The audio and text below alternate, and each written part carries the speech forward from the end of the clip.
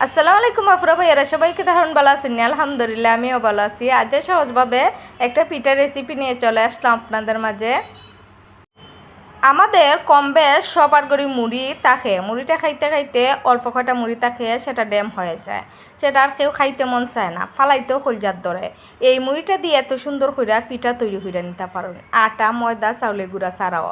মুড়িটাকে বাজ্যা নিবেন, বাজ্যা নেওয়ার পরে ব্লেন্ডারে গুঁড়া, বা যাদের ব্লেন্ডার নাই তারা পাটাতেও গুঁড়া করে নিতে পারেন মুড়িটা।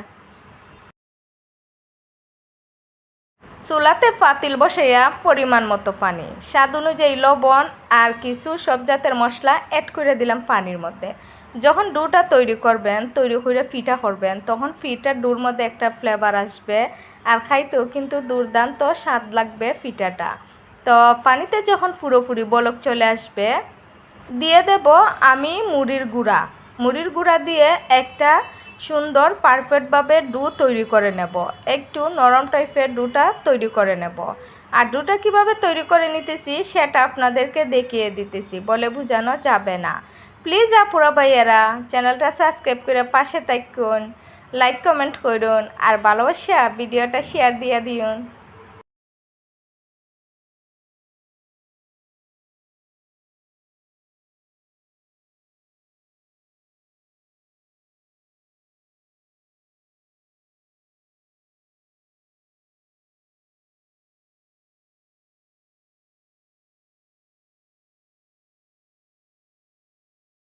চুলা থেকে ডোটা একটা প্লেটের মধ্যে নিছি, গরম অবস্থায় ভালো করে মতে নেবেন। যতটা ভালো করে ডোটাকে মতে নেবেন ততটা সুন্দর করে পিঠা তৈরি করে নিতে পারেন।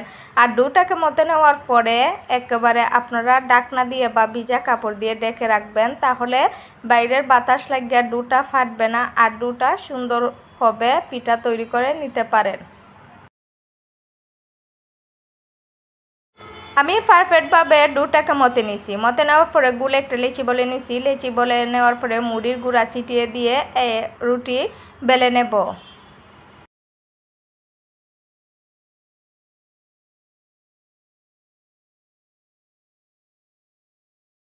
রুটি বেলে নেওয়ার পরে একটা বুয়ামের মুখলা দিয়ে এভাবে আমি পাতা শেপ তৈরি করে নেব। আমি যেভাবে দেখিয়ে দিতেছি অবশ্যই আপনারা এভাবে পাতা শেপ পিঠার জন্য পাতাটা তৈরি করে নেবেন। আমি আর একটা রুটি বেলে নিলাম পাতা তৈরি করার জন্য।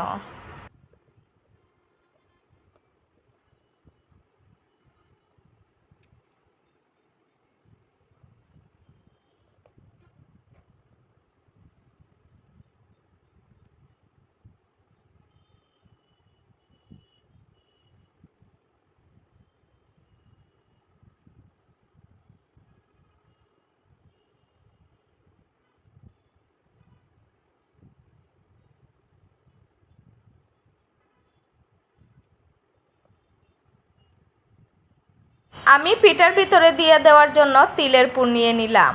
তো তিলের পুরটা দেখানো হয়েছে না, তিলের পুরটা কম বেশ আমরা সবাই তৈরি করতে পারি। তো এখন মিল করে দিয়ে দিতেছি পাতা শেপের ভিতরে। এখন ঠান্ডা পানি লাগিয়ে নেবেন চাইরো চাইটে, যাতে ভাজার সময় পিঠাটা ছুটে না যায়। পিঠাটা হালকাভাবে চাপ দিয়ে আপনারা এভাবে লাগিয়ে নেবেন। আর এক্সট্রা কোনো সাইডে থাকলে আপনারা কেচি দিয়ে সুন্দর করে সাইজ করে নিতে পারেন। এক্সট্রা সাইজ যে পিঠার থাকে সেটা থাকলে কিন্তু পিঠাটা দেখলে সুন্দর লাগে না। তো একটু এভাবে কেচি দিয়ে সাইডটা কেটে মিল করে নিতে পারেন। আর ডিজাইনটা আমি আমার মন মতন করে পাতা শেপের একটা ডিজাইনার পিঠা তৈরি করে নেব। তো আপনারা চাইলে আপনারা আপনাদের মন মতন ডিজাইনার পিঠা তৈরি করে নিতে পারেন। হাত দিয়ে পিঠার উপরটা একটা লাইন করে নিছি, কীভাবে নিছি সেটা অবশ্যই আপনারা দেখে বুঝে যাচ্ছেন, বলে বোঝানো যাবে না। আর হাত দিয়েও এত সুন্দর ডিজাইনার পিঠা তৈরি করা যায়। এখন আমি মুসনা বা শন বলতে পারেন এটাকে, আমাদের এদিকে মুসনা বলে, সেটা দিয়ে আমি একটু পিঠার সাইডটা ডিজাইন করে নিতেছি।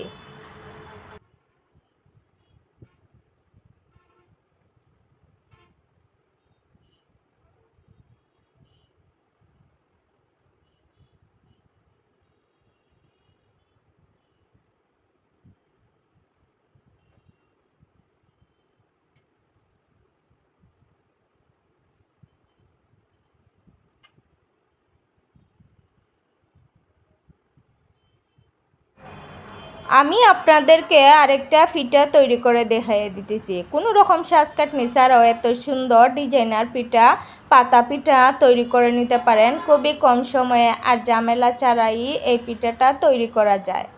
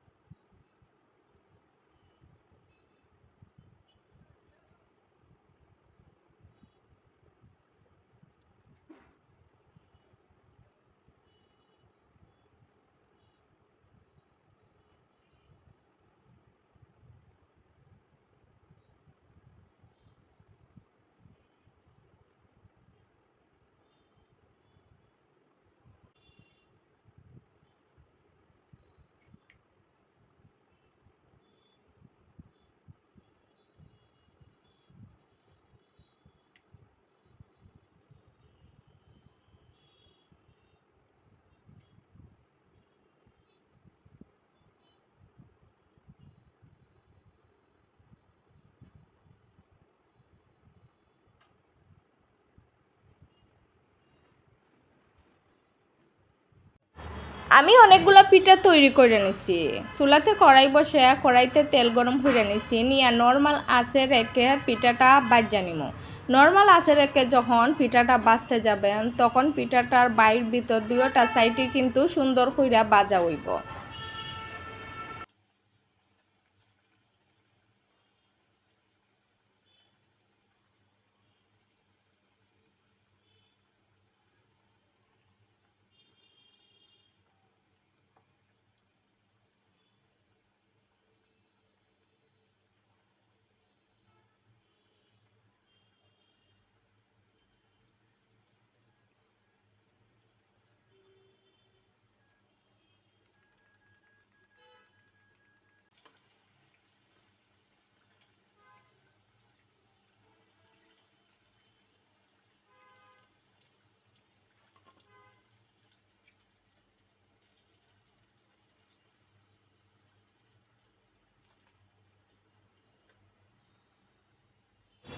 আমি অনেকগুলা পিঠা বাজ্যা নিছি, তো আপনাদের অবশ্যই দেখে বুঝে যাচ্ছেন যে পিঠাটা দেখতেও সুন্দর লাগতেছে আর খাইতেও কতটা লোভনীয় হইব। তিলের পিঠার তো অসাধারণ টেস্ট হয়।